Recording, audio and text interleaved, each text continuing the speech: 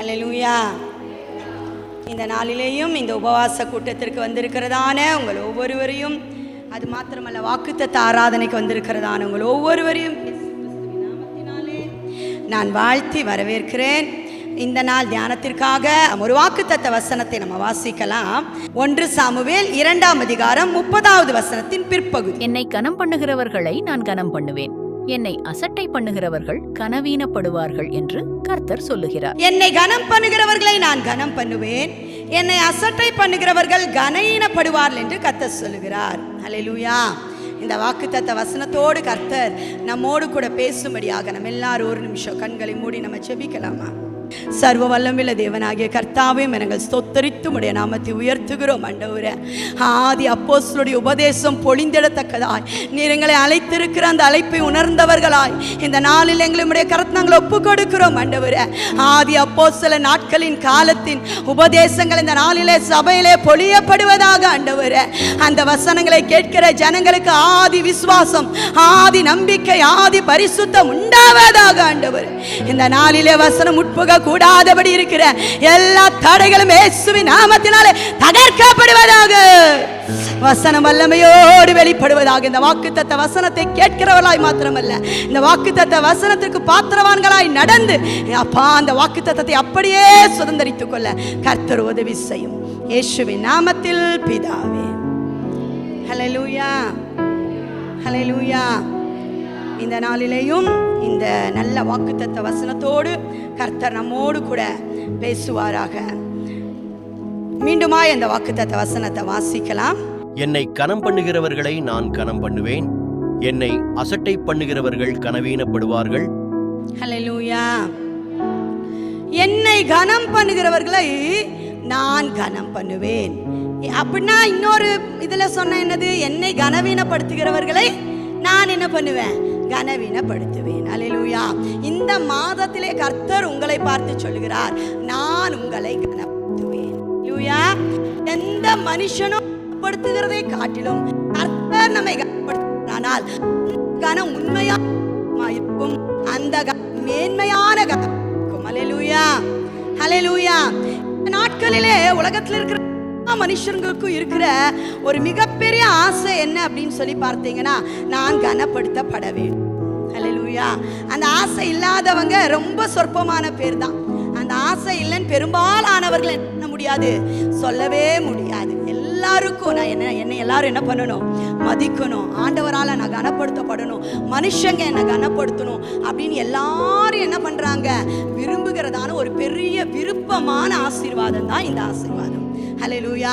இந்த மாதத்திலே கர்த்தர் நம்மை பார்த்து சொல்லுகிறார், நான் உங்களை கனப்படுத்துவேன். ஹல்லேலூயா, ஹல்லேலூயா.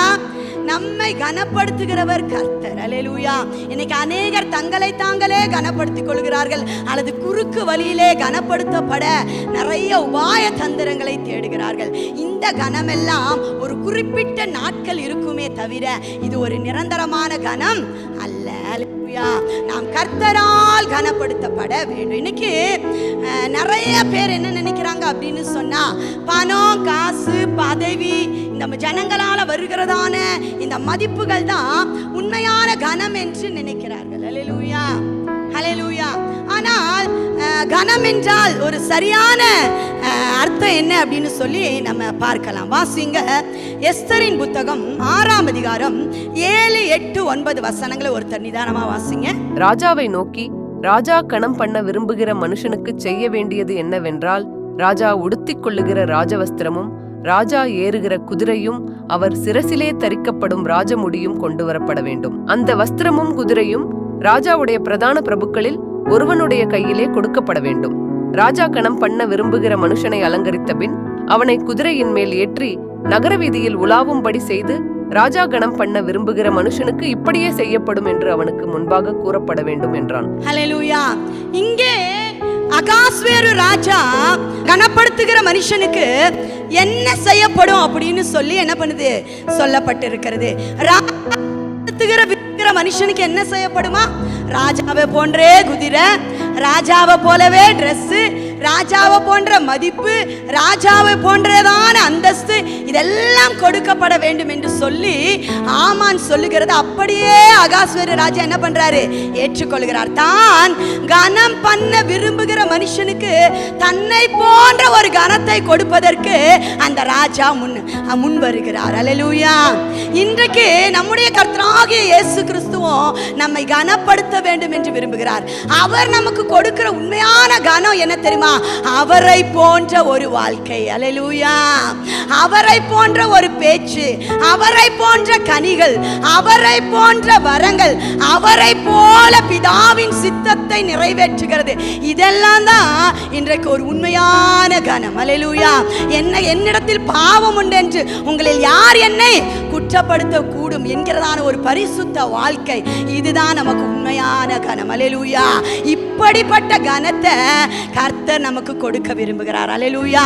இந்த உலகத்தில் இருக்கிற எந்த ஒரு ராஜாவும் நான் என்னுடைய சிங்காசனத்தை உனக்கு தருவேன் அப்படின்னு அவரை பின்பற்றுகிறவர்களுக்கோ அவருடைய குடிமக்களுக்கோ இதுவரைக்கும் என்ன பண்ணதில்லை, சொன்னதில்லை.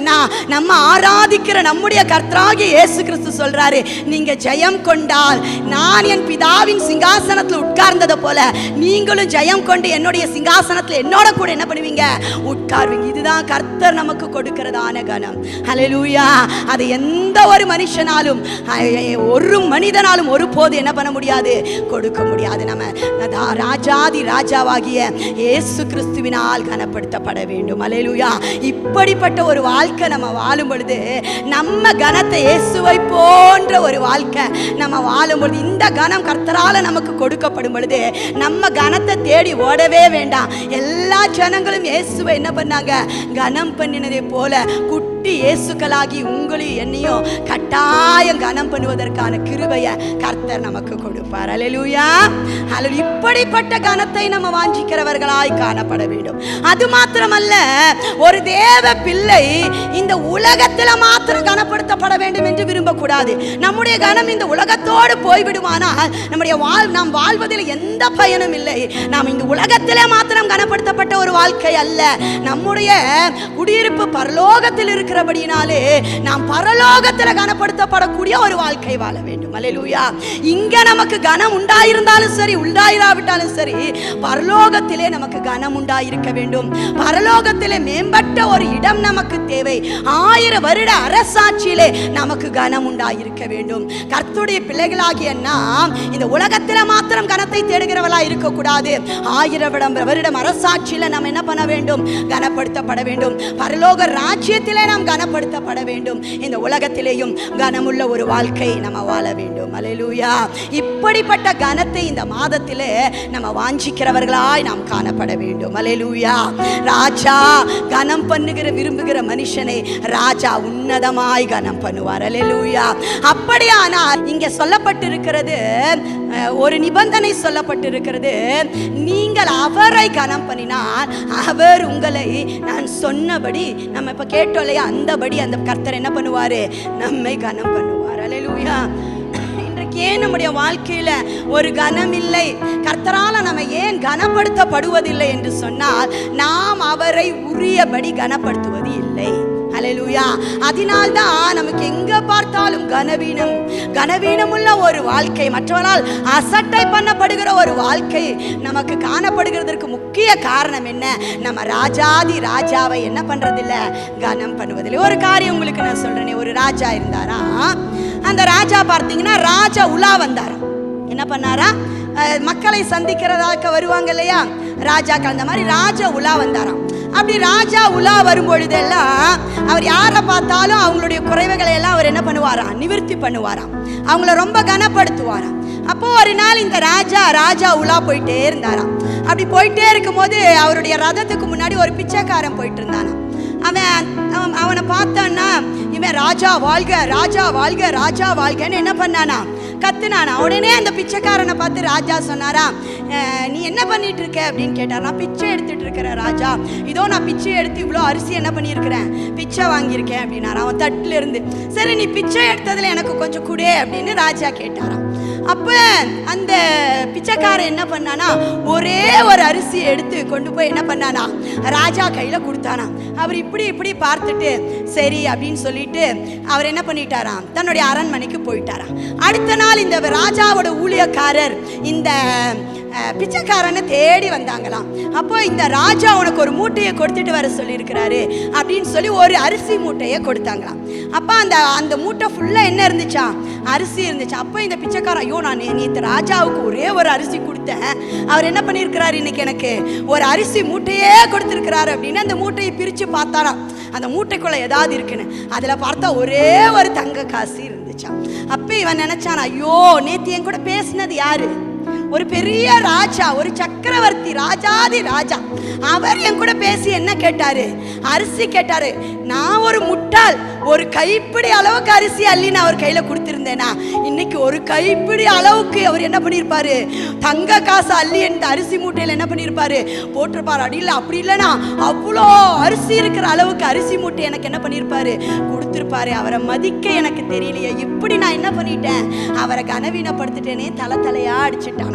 அது போலதான் நம்மளும் அவரை அவருடைய மகிமை அறியாதவர்களாய், அவருடைய கனத்தை அறியாதவர்களாய், அவரை சொற்பமாய் நம்ம கனப்படுத்துகிறபடினாலே அவர் நம்மையும் சொற்பமாய் என்ன பண்றாரு, கனப்படுத்துகிறார். அவரை மேன்மையாய் நம்ம கனப்படுத்த ஆரம்பிக்கும் பொழுது நம்முடைய வாழ்க்கையிலையும் அப்படிப்பட்ட கனத்தை கர்த்தர் நமக்கு என்ன பண்ணுவாரு, கொடுப்பார். அல்லேலூயா. இந்த நாளிலே இந்த வாக்குத்தத்த ஆராதனைக்கு வந்திருக்கிறதான நீங்கள் ஒரு தீர்மானம் எடுங்க. இனி என்னுடைய வாழ்க்கையில நான் யாரை கனப்படுத்துகிறேனோ இல்லையோ, என் தேவனாகிய கர்த்தரை அதிகமாய் கனப்படுத்துவேன், கனப்படுத்தி கொண்டே இருப்பேன். வாழ்நாள் எல்லாம் அவரை நான் கனப்படுத்துவேன். அது என்னுடைய முக்கிய நோக்கமாக நான் வைத்திருக்கிறேன் என்று சொல்லி ஒரு தீர்மானத்தோடு இந்த இடத்தை விட்டு நீங்கள் போவீர்கள் என்று சொன்னால் மெய்யாகவே மெய்யாகவே இந்த மாதத்திலே கர்த்தர் உங்களை மிகவும் கனப்படுத்துவார். ஹல்லேலூயா. எப்படியெல்லாம் அவரை நம்ம கனப்படுத்த முடியும், அவரை கனம் பண்ணினால் கர்த்தர் நம்ம என்ன பண்ணுவாராம், கனம் பண்ணுவார். எப்படியெல்லாம் அவரை நம்ம கனப்படுத்த முடியும், ஒரு சில காரியங்களை நம்ம தியானித்து இந்த நாளிலே அந்த வாக்குத்தத்த வசனத்திற்கு நேராய் நம்ம ஒப்பு கொடுக்க போடும்.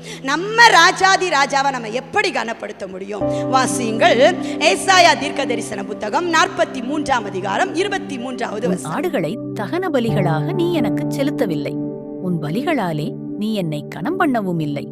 காணிக்கைகளை செலுத்தும்படி நான் உன்னை சங்கடப்படுத்தாமலும் தூபங்காட்டும்படி உன்னை வருத்தப்படுத்தாமலும் இருந்தேன். ஹல்லேலூயா. போதும். பலிகளால் நீ என்னை கனம், கர்த்தரே கேட்கிறாருங்க, நீ என்ன கனம் பண்ணலையேப்பா, நீ என்ன டிஸானர் பண்ணிட்டு இருக்கிறையே, நீ உன்னோட பலிகளினால என்ன பண்றது இல்ல, என்ன கனம் பண்ணலையே. நம்மை குறித்து வேதவசனம் சொல்லுகிறது, பலிகளினாலே என்னோட உடன்படிக்கை பண்ணினே என்னுடைய பரிசுத்தவான்கள் என்று. ஹல்லேலூயா. நம்ம பலிகளை செலுத்த வேண்டும் என்று சொல்லி நம்முடைய கர்த்தர் விரும்புகிறார். ஹல்லேலூயா. நம்ம பலிகளை செலுத்தாத பொழுது அவர் அங்கலாய்க்கிறார், நீ உன் பலிகளினாலே என்னை கனப்படுத்தவில்லையே என்று சொல்லி நம்மை பார்த்து அவர் என்ன பண்றார் அப்படின்னா குறைவுபடுகிறார். ஹல்லேலூயா.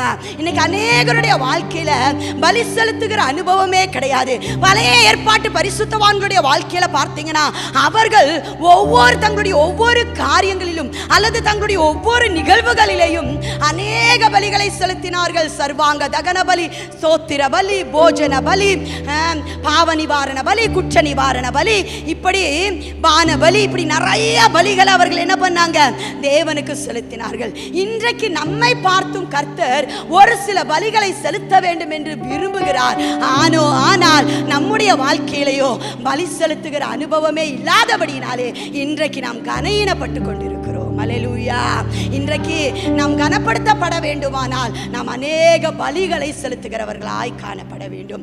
எப்படிப்பட்ட பலிகளை செலுத்த வேண்டும் என்று சொல்லி கர்த்தர் விரும்புகிறார். ஒரு சில பலிகளை நேரம் இருக்கிற வரையில வேகமாக நம்ம தியானிக்கலாம். முதலாவது வாசிங்க சங்கீதத்தின் புத்தகம் 50ஆம் அதிகாரம் 14வது வசனம். நீ தேவனுக்கு ஸ்தோத்திர பலியிட்டு உன்னதமானவருக்கு உன் பொருத்தனைகளை செலுத்தி. அல்லேலூயா.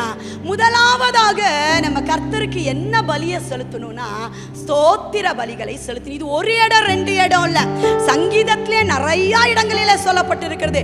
எபிரேயரின் புத்தகம் 13ஆம் அதிகாரம் 15வது வசனத்திலே இந்த ஸ்தோத்திர பலியை குறித்து சொல்கிறது. அது உதடுகளின் கனியா. அல்லேலூயா. கர்த்தர் நம்மிடத்திலே கனிகளை எதிர்பார்க்கிறார். நம்ம கசப்பான பழங்களை தரும் பொழுது அவர் ஏமாற்றம் அடைகிறார் என்று வேத சங்கீதத்துல வாசிக்கிறோம், நம்ம உதடின் மூலமாய் வருகிற மதுரமான கனிதான் என்னதான்? ஸ்தோத்திர பலியா.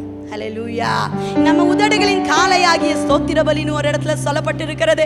ஸ்தோத்திர பலி என்று சொல்லப்பட்டிருக்கிறது. உதடுகளின் கனி என்று சொல்லப்பட்டிருக்கிறது. நம்ம ஸ்தோத்திர பலிகளினால அதிகமாய் கர்த்தரை கனப்படுத்த வேண்டும் என்று கர்த்தர் விரும்புகிறார். ஹல்லேலூயா.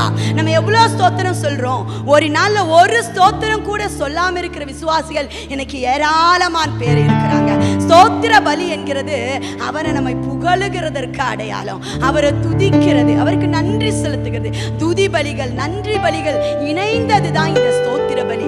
நன்றி நிறைந்த இருதயத்தோடு அவரை புகழ்ந்து அவருக்கு நன்றிகளையும் ஸ்தோத்திரங்களையும் நம்ம ஏறெடுக்கிறது தான் ஸ்தோத்திர பலி. ஹல்லேலூயா. நம்ம ஏறெடுக்கிறோமா? இந்த நாட்கள்ல பாருங்க, ஒரு சில பாட்டிமார் இந்த புளியங்கொட்டை வச்சு வச்சு அதுல 1000 எண்ணி எண்ணி 1000 ஸ்தோத்திர பலிகள் செலுத்துறாங்களா நம்முடைய சபையில. இப்படி ஸ்தோத்திர பலிகள் செலுத்துகிறவர்கள் எல்லாம் பார்க்கும் பொழுது கர்த்தரை மகிமைப்படுத்துகிறோம். ஹல்லேலூயா. ஆனா நிறைய பேர் பாருங்க, ஒரு ஸ்தோத்திரம், ஒரு நன்றி பலிகள் ஒரு நாள் கூட சொல்லாம, ஒரு பலிகள் கூட சொல்லாம அவங்க என்ன பண்ணுவாங்க அப்படின்னா, எடுத்த உடனே ஆண்டவரே எனக்கு இதை கொடுங்க, அதை கொடுங்க, அது கொடுங்க, இது கொடுங்க. காலையில் எந்திரிச்சோன்னு ஒரு மனப்பாட ஜெபத்தை செஞ்சுட்டு போறவங்க தான் இன்னைக்கு நிறைய பேர் இருக்கிறாங்க. இப்படிப்பட்ட ஜெபத்துல கர்த்தருக்கு பிரியமில்லை. நம்ம ஜெபம் கூட ஸ்தோத்திர பலிகளினால் நிறைந்த ஒரு ஜெபமாய் காணப்பட வேண்டும். ஹல்லேலூயா. ஹல்லேலூயா. இன்னைக்கு நீங்க தீர்மானம் பண்ணுங்க. நிறைய பேர் கொஞ்ச நேரம் பாஸ்டர் ஆராதனைக்கு முன்னாடி கொஞ்ச நேரம் ஸ்தோத்திர பலிகளை செலுத்தி கர்த்தருக்கு நன்றி செலுத்துங்க. கர்த்தர் இந்த மாதம் முழுவதும் உங்களுக்கு செய்த நன்றிகளை சொல்லுங்க அப்படின்னா ஒரு 2 நிமிஷம் தான் வாயை திறக்கிறாங்க நிறைய பேர். அதுக்கு மேல எல்லாரும் மௌனமா தான் இருக்கிறாங்க. அவங்களால ஸ்தோத்திரங்களை சொல்ல முடியல. வேதத்தில் இருக்கிற துதி பெயர்களை, வேதத்துல வசனத்தை வாசித்து துதி பெயர்களை சொல்லி நம்ம அவரை ஸ்தோத்திரிக்கணும். ஸ்தோத்திர பலிகளை நம்ம செலுத்தணும். நிறைய பேருக்கு அந்த 1 நிமிஷத்துக்கு மேல அந்த பலிகள் ஓடுறதே அமைதியா இருக்கிறாங்க. அமைதியா இருந்தால் இந்த கடைசி நாட்களை நம்ம கர்த்தரால கனப்படுத்தப்படவே முடியாது. ஹல்லேலூயா. அவருக்கேற்ற ஒரு வாழ்க்கை, அவர் கனப்படுத்துகிற ஒரு வாழ்க்கையை நம்மளால வாழ முடியாது. நம்ம வாய்களை திறக்க வேண்டும். வசனம் சொல்லுகிறது, உன் வாயை விரிவாய் திற, நான் அதை நிரப்புவேன் என்று சொல்லியிருக்கார். நம்ம எதற்கு வாய் திறக்கிறோமோ இல்லையோ, கர்த்தரை துதிப்பதற்கு வாய் திறந்தே ஆக வேண்டும். ஹல்லேலூயா. ஹல்லேலூயா. அவரை துதிப்பதற்கு, ஸ்தோத்திர பலியிடுவதற்கு வாயை நம்ம திறக்கலைனா நம்முடைய வாயிருந்தும் பயனே இல்லை. நம்ம ஊமையாவே பிறந்திருக்கலாம் அதுக்கு. ஹல்லேலூயா. ஹல்லேலூயா. வாய்களை திறக்கணும், அவரை துதிக்கணும், அவரை ஸ்தோத்தரிப்பதற்கு, அவரை துதிப்பதற்கு, அவருக்கு நன்றி பலிகளை செலுத்துவதற்கு நம்ம வாயை திறக்கலைனா வேறு எதற்கு வாயை திறந்து என்ன பிரயோஜனம் இருக்குது? யோசிச்சு பாருங்க. நம்முடைய உதடுகளின் கனியாகிய ஸ்தோத்திர பலியினால் அவரை நம்ம என்ன பண்ணணும்? கனப்படுத்த வேண்டும். பலியினால் நீ என்னை கனப்படுத்தவில்லை என்று கர்த்தர் அங்கலாய்க்கிறார். வருகிற நாட்கள்ல நம்மை பார்த்து கர்த்தர் இப்படி அங்கலாய்க்க கூடாது.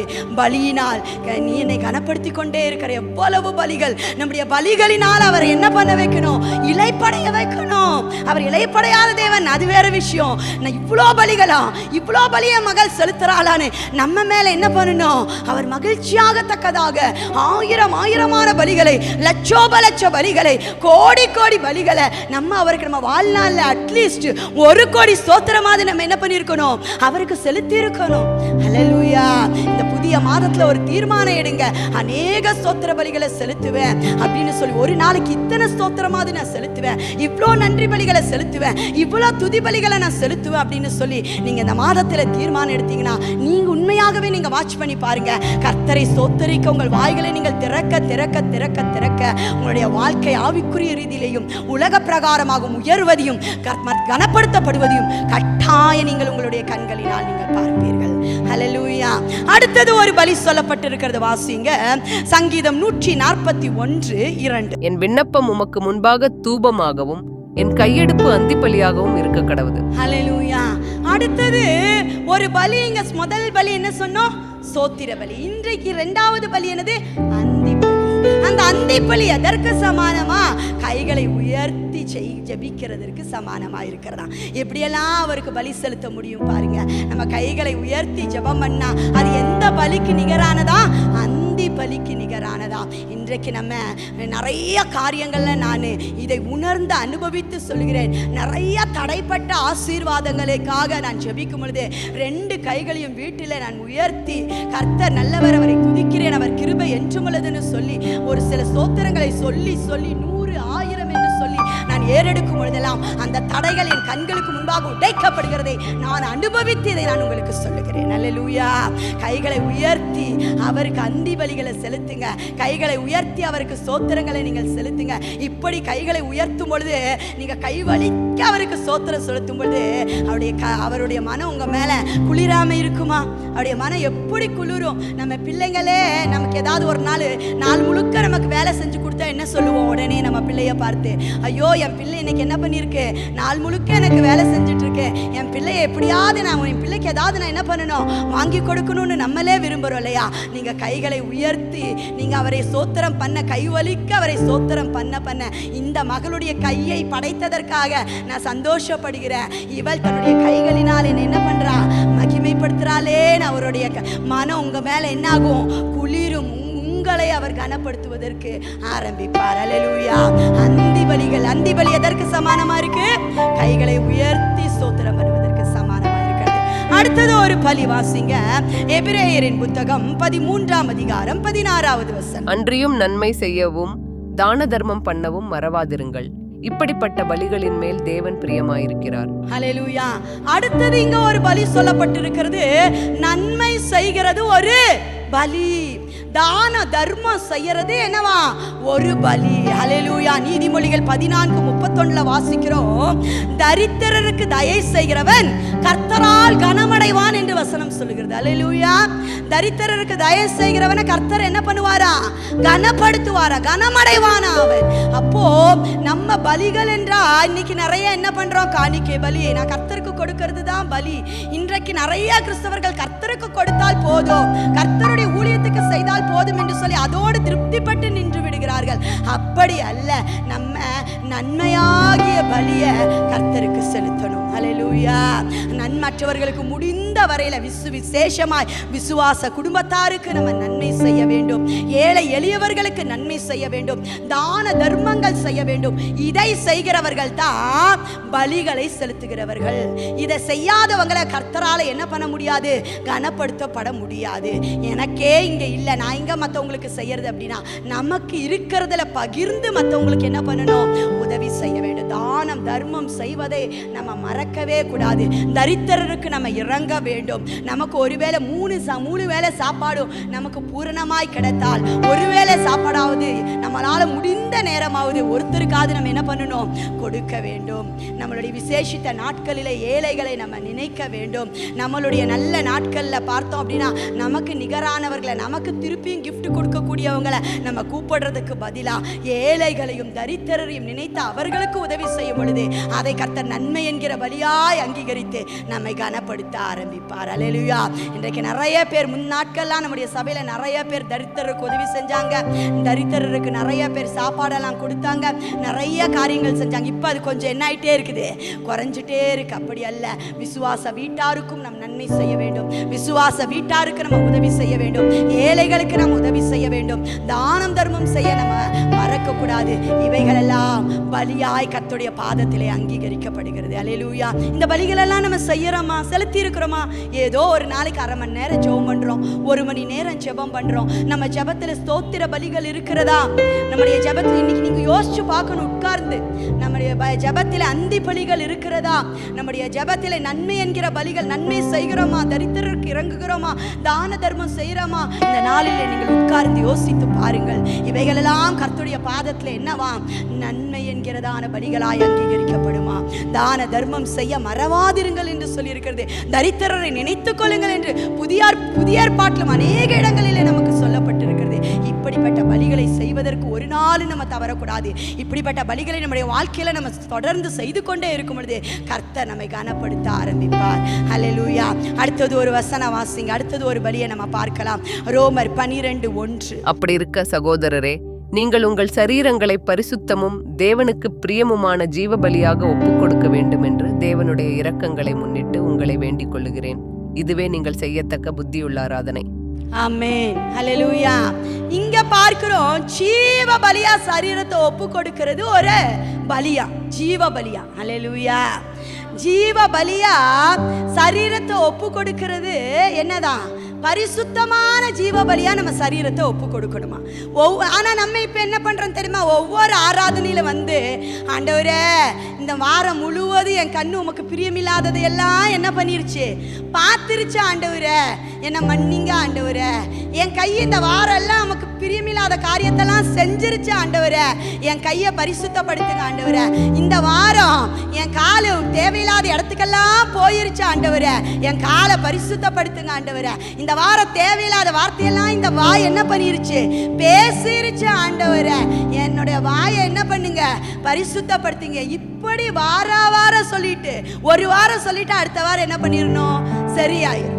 இப்படி அல்ல, உண்மையாக இந்த கடைசி நாட்கள்ல நம்முடைய சரீரங்களை ஜீவ பலியா கர்த்தருக்கு ஒப்பு கொடுத்து ஆராதனை செய்யும் போது அந்த ஆராதனை புத்தியுள்ள ஆராதனையாய், தேவன் விரும்புகிற ஆராதனையாய் அவர் அங்கீகரிக்கிறார். ஒவ்வொரு வாரமும் இந்த மாதிரி செய்யக்கூடாத காரியங்களை செஞ்சுட்டு வந்து என் சரீரத்தை ஜீவ பலியா ஒப்பு கொடுக்கிறேன்னு சொல்றது புத்தியுள்ள ஆராதனை அல்ல. இந்த மாதத்துல நீங்கள் நடக்கிற ஆராதனையில ஒரு மாற்றம் வர வேண்டும். நீங்க எப்படி சொல்லணும் அப்படின்னா, ஆண்டவரே முடிந்த வரையில இந்த வாரம் உமக்கு பிரியமில்லாத எந்த காரியத்தையும் பார்க்காதபடி என் கண்களை காத்துக்கொள்ள நீங்க கிருபை செஞ்சீங்களே. என் கண்களை ஒரு பரிசுத்த ஜீவ பலியா உங்க சந்நிதியில ஒப்பு கொடுக்கிற ஆண்டவரே, இந்த பலியை ஏற்றுக்கொள்ளுங்கன்னு நீங்க சொல்லணும். இந்த வாரம் முழுவதும் என் காலை பாதுகாத்துக்கொள்ள நீங்க கிருபை செஞ்சீங்களே. உமக்கு பிரியமில்லாத எந்த ஒரு இடத்துக்கும் செல்லாம அடிக்கடி துதிக்கிறதற்கும் ஜெபிக்கிறதற்கும் முழங்கால் படியிடவும் தேவாலயத்துக்கு வரவும் என் கால்களை நீங்க பயன்படுத்தினீங்களே ஆண்டவரே. என் கால்களை ஜீவ பலியான ஒப்பு கொடுக்கிற ஆண்டவரே அப்படின்னு சொல்லி நீங்க ஒப்பு கொடுக்கணும். என்னுடைய கைகளை இந்த வாரம் முழுவதும் பரிசுத்தமா காத்துக்கொள்ள, உண்மையா இந்த கையில வேலை செய்ய, என் வீட்டுல உண்மையா உழைக்க, இந்த கைகளில பொய் வராதபடி பரிதாரம் வராதபடி என் கையை நேர்மையா பாதுகாத்துக்கு கொண்டீங்களே. இந்த வாரம் எல்லாம் என் கையை உமக்கு ஜீவபலியான ஒப்பு கொடுக்கிற ஆண்டவரே. இந்த வாய் தேவையில்லாத கெட்ட வார்த்தை ஒன்றும் பேசாம இந்த வாரம் முழுவதும் துதிச்சு ஸ்தோத்திர பலி இட்டு என் உதடுகளை என் வாயை காத்துக்கொள்ள கிருபை செஞ்சீங்களே. இதோ என்னோட வாயை ஜீவபலியா உங்க பாதத்துல ஒப்பு கொடுக்கிற ஆண்டவரே. என் கண்களுக்கு கலிக்கம் போட்டு நேராய் பார்க்க உதவி செய்து உமக்கு பிரியமில்லாத காரியங்களை பார்க்காதபடி, இச்சையான காரியங்களை பார்க்காதபடி, இச்சையான பார்வையை ஒரு நபர் மேலேயும் செய்யாதபடி என் பார்வையை மட்டுமா பாதுகாத்துக் கொள்ள கிருபை செஞ்சீங்களே ஆண்டவரே.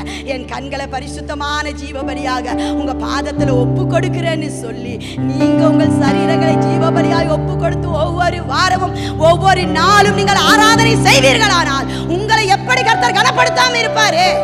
ஹல்லேலூயா, ஹல்லேலூயா. இப்படிப்பட்ட ஜீவ பலியாக உங்கள் சரீரங்களை நீங்கள் ஒப்பு கொடுப்பீர்களானால் இதுதான் கர்த்தர் விரும்புகிறதான பலி. இப்படிப்பட்ட பலிகளை நாம் செலுத்த செலுத்த செலுத்த கர்த்தர் நம்ம என்ன பண்ண ஆரம்பிப்பார், கனப்படுத்த ஆரம்பிப்பார். ஹல்லேலூயா. அடுத்தது ஒரு முதல்ல எப்படி நம்ம கர்த்தரை கனப்படுத்தணும், பலிகளினால் நம்ம கர்த்தரை கனப்படுத்தணும். பலிகளை செலுத்த செலுத்த செலுத்த செலுத்த அவர் ஹானர் பண்ணப்பட்டு கொண்டே இருப்பார். அவரை நம்ம ஹானர் பண்ண பண்ண பண்ண நம்முடைய வாழ்க்கையை கர்த்தரை ஹானர்படுத்த கனப்படுத்த ஆரம்பிப்பார். நம்மை உயர்த்த ஆரம்பிப்பார். நம்முடைய ஸ்தானத்தை, ஆவிக்குரிய ஸ்தானத்தை உயர்த்த ஆரம்பிப்பார். நம்மை உலக பிரகாரமான ஸ்தானத்தை கர்த்தர் உயர்த்த ஆரம்பிப்பார். நம்ம கேட்டு பெறுவதல்ல நம்முடைய ஸ்தானம், கர்த்தர் நமக்கு கொடுக்கிறது தான் நமக்குரிய கனம். ஹல்லேலூயா. என்னை கனப்படுத்தலையே, நம்ம மதிக்கலையே அப்படின்னு நம்ம அங்கலாய்ப்பு படுகிறதுல ஒன்றுமில்லை. கர்த்தர் நம்மை கனப்படுத்த வேண்டும். ஹல்லேலூயா. அடுத்தது வாசிங்க, ஒரு வசனத்தை வாசிங்க, எப்படி நாம் கர்த்தரை கனப்படுத்த வேண்டும். இதே 1 சாமுவேல் 2:29 வாசிங்க. 29 வாசிங்க. என் வாசஸ்தலத்திலே செலுத்தும்படி நான் கட்டளையிட்ட என் பலியையும் என் காணிக்கையையும் நீங்கள் உதைப்பானேன். என் ஜனமாகிய இஸ்ரவேலின் காணிக்கைகளிலெல்லாம் பிரதானமானவைகளை கொண்டு உங்களை கொழுக்க பண்ணும்படிக்கு நீ என்னை பார்க்கிலும் உன் குமாரரை மதிப்பானேன் என்கிறார். ஹல்லேலூயா. இங்கே கர்த்தர் ஒரு தீர்க்கதரிசியை கொண்டு ஏலிக்கு சொன்னதான வசனத்தை தான் இன்னைக்கு நம்ம வாசிச்சோம். அந்த தீர்க்கதரிசி சொல்லுகிறார், நீ கர்த்தரை கனம் பண்ணல, அதனால நான் உன்னையும் உன் குடும்பத்தையும் என்ன பண்ண போறேன், கனஈனப்படுத்த போறேன். நீ என்ன அசட்ட பண்ணதுனால நான் உன்னை அசட்ட பண்ண போறேன் அப்படின்னு சொல்லி ஏலியை பார்த்து கர்த்தர் சொல்லுகிறார். ஹல்லேலூயா.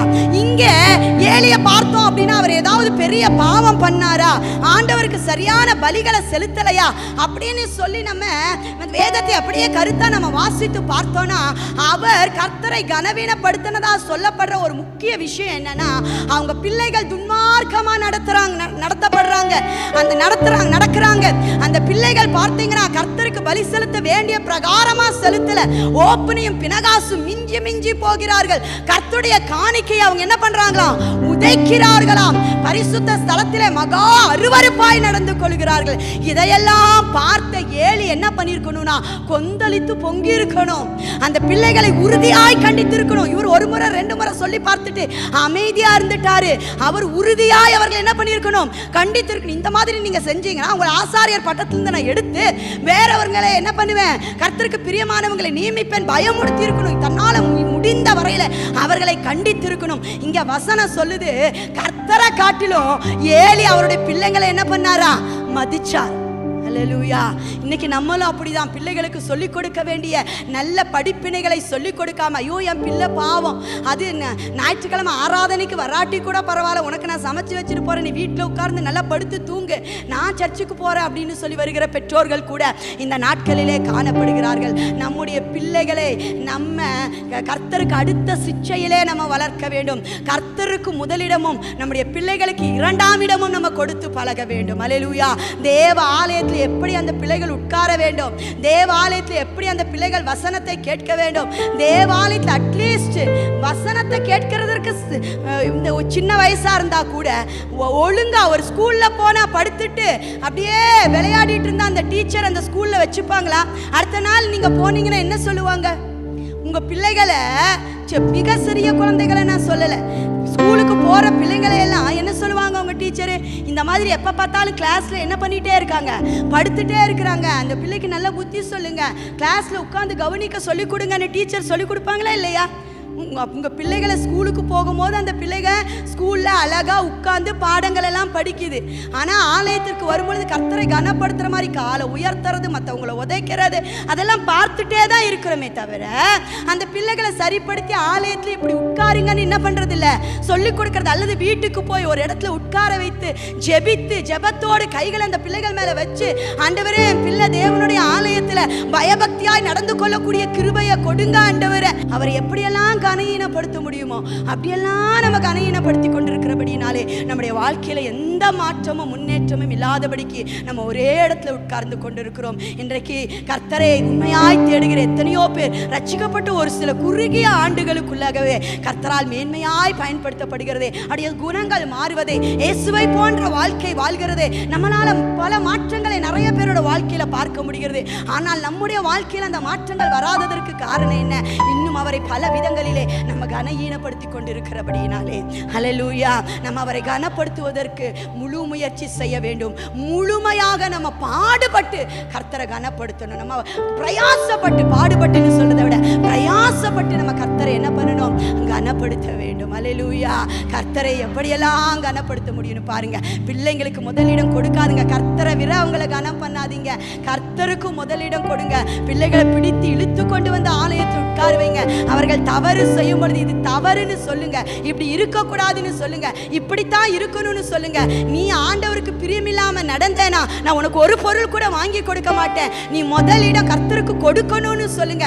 நீங்க அவர்களை கடிந்து கொள்ளும் பொழுதுதான் அவங்க மற்றவங்க கடிந்து கொண்டாலும், ஊழியக்காரர் கடிந்து கொண்டாலும் அதற்கு செவி சாய்ப்பாங்க. வசனம் சொல்லுகிறது, கடிந்து கொள்ளுதலுக்கு செவி சாய்க்கிறவன், நீதிமொழிகளை நம்ம வாசிக்கிறோம், கடிந்து கொள்ளுதலுக்கு செவி சாய்க்கிறவன் என்ன பண்ணுவான் அப்படின்னா கனமடைவான் என்று சொல்லி இருக்கிறது. நம்ம முதல்ல நம்ம ஊழியக்காரர் கடிந்து கொள்ளும் பொழுது, நம்மளுடைய முன்னோர்கள் நம்மை கடிந்து கொள்ளும் பொழுது, நம்மள பெரியவங்க கடிந்து கொள்ளும் போது முதல்ல நம்ம செவி சாய்க்கணும். இந்த தப்பை நீங்க செஞ்சுட்டீங்க அப்படின்னு. அப்பதான் நம்ம பிள்ளைங்க நம்மளுடைய கடிந்து கொள்ளுதலுக்கு என்ன பண்ணுவாங்க? செவி சாய்ப்பாங்க. கடிந்து கொள்ளுதலுக்கு செவி சாய்க்கும் பொழுது நம்முடைய வாழ்க்கையில நம்ம கனப்படுத்தப்படுவோம்னு சொல்லியிருக்கு. அல்லேலூயா. நம்முடைய கர்த்தரை விட வேற எந்த மனுஷனையும், நண்பர்களை மதிக்க கூடாது, நம்முடைய உறவினர்களை மதிக்க கூடாது. ஞாயிற்றுக்கிழமை ஆராதனைக்கு போகாட்டி பரவாயில்ல, என் கல்யாணத்துல வந்து நீ அட்டன் பண்ண, அப்பதான் உன் வீட்டு கல்யாணத்துக்கு நான் வரேன்னு சொல்றாங்களா? நீ என் வீட்டு கல்யாணத்துக்கே வரலனாலும் பரவாயில்ல, நான் ஆராதனைக்கு போயிட்டு தான் உன் கல்யாணத்துக்கு வரேன்னு நீங்க சொன்னீங்கன்னா கர்த்தருக்கு முதலிடம் கொடுக்கிறவங்க கர்த்தர் உங்களை கனப்படுத்துவார். அல்லேலூயா. எத்தனை பேர் ஆராதனை நாட்களில ஆராதனைக்குரிய கனத்தை விட்டு விட்டு, கர்த்தருக்கு கொடுக்க வேண்டிய கனத்தை விட்டு மனிதர்களுக்கு நம்ம கனப்படுத்துகிறோம். ஊழிய நாட்களில முதல் ப்ரிஃபரன்ஸ், முதலிடம் ஊழியத்திற்காய் நம்ம கொடுக்க வேண்டும். அல்லேலூயா. முடிந்த வரையில, முடியாத 100க்கு 100 அல்ல, முடியாத வரையில பரல, முடிந்த வரையில நம்ம கர்த்தருக்கு என்ன பண்ணணும்? முதலிடம் கொடுக்க வேண்டும். அல்லேலூயா. நம்முடைய நண்பர்கள் தவறுகள் செய்யும் பொழுது, ஐயோ நான் இதை சொன்னேனா அவன் என்ன பகச்சுக்குவானே, என் பக்கத்து வீட்டுக்காரங்க என் கூட வேலை செய்யறவங்க இந்த தப்பை செய்யும் போது இதை செய்யாதேன்னு சொன்னா என்ன பகச்சுக்குவாங்களே, உங்க ஃப்ரெண்ட்ஷிப் எனக்கு வேணுமே நீங்க நினைக்காதீங்க. வசனம் சொல்லுகிறது, மற்றவர்கள் செய்கிற பாவத்திற்கு நீ உடன்படாதே, உன்னை சுத்தவானாக காத்துக்கொள் என்று வசனம் சொல்லுகிறது. மற்றவர்கள் செய்கிற தவறுக்கு ஒரு நாள் நம்ம என்ன பண்ணக்கூடாது? உடன்படக்கூடாது. அவங்க செய்கிற தவறுக்கு சப்போர்ட் பண்ணக்கூடாது. அவங்களுக்கு உறுதுணையா நம்ம இருக்கக்கூடாது. கர்த்தருக்கு முதலிடம் கொடுக்கும். நீ செய்கிறது தவறு, இப்படி செய்வாயானா உன் ஃப்ரெண்ட்ஷிப்பே எனக்கு வேண்டாம், எனக்கு கர்த்தர் தான் முக்கியம்னு சொல்லுகிற கட்ஸ் நமக்கு இருக்கணும். ஹல்லேலூயா. என்ன தவறு செய்தாலும் அவளோட ஃப்ரெண்ட்ஷிப் வச்சுட்டு அவங்க செய்கிற தவறு, ஐயோ நான் செய்யறதுல அவதானே செய்யறா, அவங்க ஃப்ரெண்ட்ஷிப்பை நம்ம ஒரு நாளும் விரும்ப வேண்டிய அவசியம் இல்லை. அப்படிப்பட்டவங்களோடு நம்ம நட்புறவு வைத்துக் கொள்ளாமல் இருக்கிறதே நல்லது. அல்லேலூயா.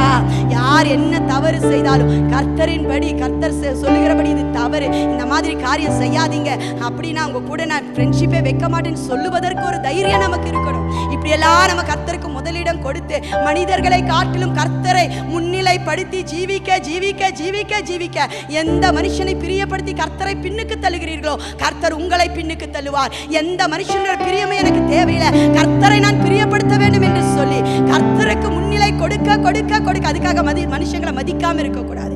கர்த்தருக்கு கொடுக்க வேண்டிய மதிப்பை கர்த்தருக்கோ, மனுஷங்களுக்கு கொடுக்க வேண்டிய மதிப்பை மனுஷங்களுக்கும் கொடுத்து நம்ம ஜீவிக்கும் பொழுது கர்த்தர் நம்மை கனப்படுத்த ஆரம்பிப்பார். இந்த ஏழி விழுந்து போறான் பாருங்க, அவனுக்கு கர்த்தர் மேல அவ்வளோ தியாகம், நல்லா ஊழியம் செஞ்சிருக்கிறாரு. அண்ணால் வந்து ஜெபிக்கும் பொழுது கூட சொல்றாரு, உன்னோட விண்ணப்பத்தின்படியே உனக்கு என்ன பண்ணணும் நடக்கணும்னு சொல்றாரு. நல்ல ஆலயத்தின் மேல வாஞ்சியுள்ளவரா தான் இருக்கிறாரு. ஆனா குடும்பமே ஒருத்தர் கூட அதற்கு பின்னாடி ஆசாரிய பட்டத்தை பெறக்கூடாதபடிக்கு முற்றிலுமாய் அழிந்து போனதுக்கு காரணம் என்ன? பிள்ளைங்களை நடத்த வேண்டிய வழியில நடத்தலையே, பிள்ளைங்களுக்கு சொல்ல வேண்டிய புத்தியை சொல்லிக் கொடுக்கலையே, பிள்ளைங்களுக்கு ஜெபிக்க வேண்டிய பிரகாரம் ஜெபிக்கலையே. நீங்கள் கர்த்தருக்கு அடுத்த காரியங்களில் ஏலிய போல இருக்காதீங்க. நம்முடைய பிள்ளைகளை மதித்து மதித்து மதித்து மதித்து மதித்து மதித்து கர்த்தரை மிதித்தால் கர்த்தர் நம்மை மிதிப்பார். ஹல்லேலூயா, ஹல்லேலூயா. கர்த்தரை கனம் பண்ண வேண்டும், ஏலிய போல நம்ம வாழக்கூடாது. அடுத்தது ஒரு வசனம் வாசிங்க, நீதிமொழிகளின் புத்தகம் 27ஆம் அதிகாரம் 18வது வசனம். அத்திமரத்தை காக்கிறவன் அதன் கனியை புசிப்பான், தன் எஜமானை காக்கிறவன் கனமடைவான். ஹல்லேலூயா. தன் எஜமானை காக்கிறவன் கனமடைவான். நமக்கு எஜமான் யாரு? வசனம் சொல்லுது, உங்களுக்கும் அவங்களுக்கும் பெரிய எஜமான் எங்க இருக்காரா? பரலோகத்தில் இருக்கிறதுனால எதை செஞ்சாலும் மனுஷங்களுக்கு என்று செய்யாமல் கர்த்தருக்கென்றே செய்யுங்க. அப்புறம் எல்லாருக்கும் பெரிய எஜமானர் யாரு?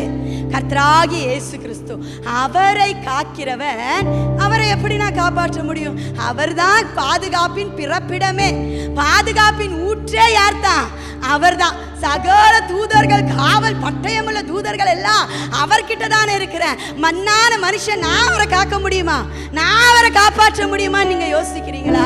அவரை காப்பாற்றுறது அப்படின்னா நான் இந்த பதத்தில் நம்ம எடுத்துக்கொள்ளலாம், அவருடைய நாமத்தை காப்பாற்றுவது. அல்லேலூயா. ஒரு பிரபலமான இந்திய தலைவர் சொன்னாரு, எனக்கு கிறிஸ்துவ ரொம்ப பிடிக்கும், ஆனா கிறிஸ்தவங்களை பிடிக்கவே பிடிக்காது.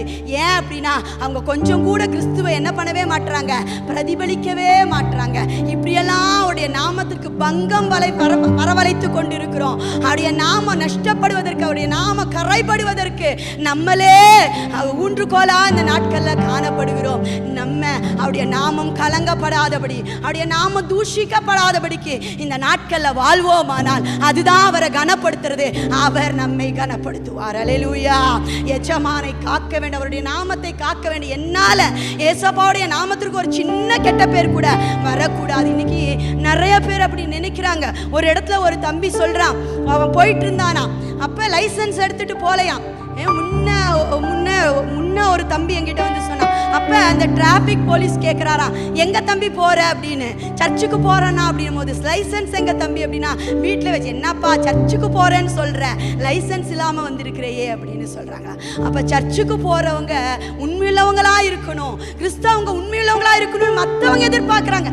மத்தவங்க ஒரு தப்பு செஞ்சா அது பெருசா வரதில்லை, ஆனா கிறிஸ்தவங்க ஒரு தப்பு செஞ்சா ஏன் பெருசா பாக்குறாங்க அப்படின்னா, நம்ம ஆராதிக்கிற தேவன் உண்மையுள்ளவரும் அவர்கிட்ட தப்பே இல்லாம அவர் 100% அப்பழுக்கப்பட்டவருமா அப்பழுக்கற்றவருமா இருக்கிறபடினால அவர் ஆராதிக்கிறவங்களும் உண்மையுள்ளவங்களா இருக்கணும்னு இந்த உலகம் நம்ம எதிர்பார்க்கிறது. ஹல்லேலூயா. ஒரு முறை நாங்க ஒரு கடையில பாத்தீங்கன்னா பில்லு போட்டாங்க. இந்த கிராசரிஸ் வாங்கணும், மளிகை ஜாமான் வாங்கும் போது பில்லு போட்டாங்க. அப்படி பில்லு போட்டுட்டு அவங்க பார்த்தீங்கன்னா அப்படியே எடுத்து வச்சுட்டாங்க. தவறுதெல்லாம் 2 பில்லுக்கு 2 பொருளுக்கு என்ன பண்ணவே இல்லை, பில்லு போடவே இல்லை. இப்போ நாங்கள் வீட்டில் வந்து அதை ஒவ்வொன்றா எடுத்து பார்த்தோம், பில்லு சரியாக இருக்கான்னு எப்போவுமே பார்ப்போம். நாங்கள் பணம் கரெக்டாக இருக்கா அப்படின்னு அப்படி பார்க்கும்போது முட்டைக்கும் இன்னும் ஒரு பொருளுக்கும் அவங்க பில்லே போடலை. அப்போ ஐயோ காசு கம்மியாக வாங்கியிருக்கிறாங்களே அப்படின்னு சொல்லி அடுத்த நாள் அந்த 2 பொருளையும் எடுத்து வச்சு அந்த கடைக்காரங்கிட்ட கொண்டு போய் நாங்கள் கொடுத்தோம். இந்த மாதிரி அண்ணா நீங்கள் நேற்று பில்லு போட்டிங்க, இது 2க்கும் போடவே இல்லை பாருங்க, இவ்வளோதான் போட்டிருக்கீங்கன்னு அதை காமிச்சு. அப்போ அவருக்கு ரொம்ப சந்தோஷமாயிருச்சு. அப்போ இந்தாங்க காசு, இந்த 2 பொருளுக்கு இந்தாங்க காசு அப்படின்னும் போது அவர் சொல்கிறாரு, கிறிஸ்தவங்க ஆனால் உண்மையாக இருப்பாங்கன்னு சொல்லியிருக்கிறேன், இன்னைக்கு நான் பார்க்குறேன், உண்மையாகவே நீங்கள் உண்மையான கிறிஸ்தவங்க. இதே நான் வேற யாருக்காவது கொடுத்துருந்தேனா இந்த மாதிரி திரும்ப கொண்டு வந்து கொடுத்துருப்பாங்களான்னு தெரியாது அப்படின்னு சொல்கிறாங்க. ஹல்லேலூயா. அப்ப கிறிஸ்தவங்கன்னா அவருடைய நாமத்தை காப்பாற்றுகிறவர்கள், உண்மையுள்ளவர்கள்னு இந்த உலகம் என்ன பண்ணியிருக்குது, எதிர்பார்க்குது, நினைக்குது. நம்ம அந்த எதிர்பார்ப்பை நம்ம என்ன பண்ணணும், நிறைவேற்ற வேண்டும். இந்த இவ்வளவு நாள் நம்ம பேச்சால, நம்ம சொல்லால, நம்ம எத்தனையோ அவருடைய நாமத்திற்கு தூஷணைகளை வரவழைத்திருக்கோம். இப்ப நான் வாயை திறந்தா இந்த இடத்துல கர்த்தருடைய நாமம் மகிமைப்படுமா, அவருடைய நாமம் தூஷிக்கப்படுமா? இந்த இடத்துல நான் பேசுறது சரியா, இந்த இடத்துல நான் எப்படி நடந்து கொள்ளணும், நான் இந்த இடத்துல இந்த மாதிரி செஞ்சுட்டா ஐயோ இவெல்லாம் ஒரு கிறிஸ்தவனா, இவெல்லாம் எதுக்கு தான் இயேசு சாமியை கும்பிடுறான்னு சொல்லிடுவாங்களா அப்படின்னு நம்ம யோசிச்சு நடந்துட்டோம் வச்சுக்கோங்களேன். ஆண்டோடைய நாமம் எப்படியாவது தூஷிக்கப்படுமா? தூஷிக்கப்படவே படாது. அப்ப கர்த்தர் சொல்லுவார், என் நாமத்தை இவன் காக்கிறான், என் நாமத்தை இவன் காப்பாற்றுறான், இவன் உண்மையாவே இவனை நான் கனப்படுத்தணும். எஜமானை காக்கிறவன் கனமடைவான். ஹல்லேலூயா. அப்படி நம்ம வாழ்ந்தோனா உண்மையாகவே அவருடைய நாமத்திற்கு மகிமையா நம்ம வாழ ஆரம்பிப்போம். ஹல்லேலூயா. இப்படி நான் சண்டை போடுறேனே, ஒரு ஊழியக்காரர், இப்போ ஒரு ஊழியக்காரர் சண்டை போட்டா நீங்க என்ன சொல்லுவீங்க? என்ன இவர் போதிக்கிறாரு, இவர் வசனம் சொல்றாரு, இவரே பொறுமை இல்லாம நடக்கிறாரு, இவர வசனத்தை எப்படி கேட்கறது அப்படின்னு நீங்க நினைப்பீங்களா, நினைக்க மாட்டீங்களா? அதே போலதான் நீங்க எல்லாரும் ஊழியம் செய்றீங்க. நீங்க பொறுமை இல்லாதவங்களா இருக்கும் பொழுது, நீங்க சாந்தம் இல்லாதவங்களா இருக்கும் பொழுது உங்கள் வசனத்தை யார் கேட்பா? நீங்க சொல்ற சுவிசேஷம் எப்படி பலன் கொடுக்கும்? எப்படி பலன் கொடுக்கும்? பொறுமை. கிறிஸ்துவை பிரதிபலிக்கிறவர்களாய் அவருடைய நாமத்தை காப்பாற்றுகிறதற்காக, அவருடைய நாமத்தை கனப்படுத்துவதற்காக, அவருடைய நாமத்தை மகிமைப்படுத்துவதற்காக தான் கர்த்தர் நம்மை வைத்திருக்கிறார். மன்னிக்க வேண்டியவைகளை மன்னிக்க வேண்டும், விட்டுவிட வேண்டியவைகளை விட்டுவிட வேண்டும். இயேசுடைய நாமத்திற்கு மகிமையாய் நம்ம வாழும் பொழுது எஜமானை காக்கிறவன் கனமடைவான் என்ற வசனத்தின்படி கர்த்தர் நம்ம என்ன பண்ணுவாரு, கனப்படுத்துவார். இந்த மாதம் வாக்குத்தத்தம் சொல்கிறது, என்னை கனம் பண்ணுகிறவர்களை நானும் கனம் பண்ணுவேன். எப்படியெல்லாம் அவரை கனம் பண்ண சொல்லுங்க, பலிகளினால் அவரை கனம் பண்ண வேண்டும். அடுத்தது கர்த்தருக்கு முதலிடம் கொடுத்து, கர்த்தருடைய வழிக்கு முதலிடம் கொடுத்து, கர்த்தருக்கு முதலிடம் கொடுத்து அவரை நம்ம என்ன பண்ணணும், கனப்படுத்த வேண்டும். ஏலிய போல அவருடைய பிள்ளைகளுக்கு முதலிடம் கொடுத்து நம்ம என்ன பண்ணக்கூடாது, கனவீனப்பட்டு போய்விடக்கூடாது. ஒருவர் கூற அவரை கனவீனப்படுத்துகிற இடத்திற்கு நம்ம செல்லக்கூடாது. அவரை கனவீனப்படுத்துகிற செய்கைகள், பாவங்கள் நம்முடைய வாழ்க்கையில இருக்கக்கூடாது. அவருடைய நாமத்துக்கு காப்பாற்றுவேன்ற நம்பிக்கையில தான் உங்களை என்னைய ரட்சித்து கர்த்தர் இந்த ஆலயத்தில் என்ன பண்ணியிருக்கிறாரு, கொண்டு வந்து வச்சிருப்பார். எந்த விதத்திலையும் அவருடைய நாம கெட்டு போக கூடாததுக்காக நான் என்ன தியாகமும் செய்ய ஆயத்தமா இருக்கிறேன் அப்படின்னு சொல்லி நம்ம ஒப்பு கொடுப்போமானால் மெய்யாகவே மெய்யாகவே கர்த்தர் நம்மை கனப்படுத்தி அவரை போன்ற கனத்தை நமக்கு கொடுத்து அழகு பார்ப்பதற்கு அவர் உண்மையுள்ளவராயிருக்கிறார். இந்த வாக்குத்தத்த வசனத்தின்படி கர்த்தர் நம்மை ஆசீர்வதிக்கும்படியா நம்ம எல்லாரும் ஒப்பு கொடுத்து ஜெபம் பண்ணலாம். எல்லாரும் ஒப்பு கொடுத்து ஜெபம் பண்ணலாமா? சர்வ வல்லமையுள்ள தேவனாகிய கர்த்தாவே, நாங்கள் ஸ்தோத்தரித்து உம்முடைய நாமத்தை உயர்த்துகிறோம். என்னை கனம் பண்ணுகிறவர்களை நான் கனம் பண்ணுவேன் என்று சொன்னீரே. இந்த மாதத்தில் பிள்ளைகளை நீர் கனப்படுத்தும் ஆண்டவரே. உம்மை கனப்படுத்த, பலிகளினால் உம்மை கனப்படுத்த ஆண்டவரே, உமக்கு முதலிடம் கொடுத்து உம்மை கனப்படுத்த, எஜமானுடைய நாமத்தை காத்து, எஜமானுடைய நாமத்தை உயர்த்தி, எஜமானுடைய நாமத்தை மகிமைப்படுத்தி உம்மை கனப்படுத்த கர்த்தர் உதவி செய்யும்படியாய் நாங்கள் ஜெபிக்கிறோம். இந்த செய்தியை கேட்டுக்கொண்டிருக்கிறோம் ஒவ்வொருவருடைய வாழ்க்கையிலையும் நீர் அவர்களை கனப்படுத்தும் ஆண்டவரே. அவமானத்தோடு நிந்தையோடு பல இடங்களிலே அப்பாமை துதிக்கிற நெருக்கப்பட்டு யாராகிலும் அந்த பாதையில சென்று கொண்டிருப்பார்களானால் இந்த மாதத்துல அந்த அவமானத்திலிருந்து, நிந்தையிலிருந்து, நெருக்கத்திலிருந்து நீர் தூக்கி எடுத்து உம்மை கனப்படுத்தவும், அதன் மூலமாய் அவர்கள் கனப்படவும் கர்த்தர் கிருபை செய்யும்படியாய் நாங்கள் ஜெபிக்கிறோம். அப்படியே தம்முடைய பிள்ளைகளையும் கேட்கிற யாவரையும் நீர் ஆசீர்வதிப்பீராக, ஆசீர்வதிப்பீராக. இயேசுவின் நாமத்தில் ஜெபிக்கிறோம் ஜீவனுள்ள நல்ல பிதாவே.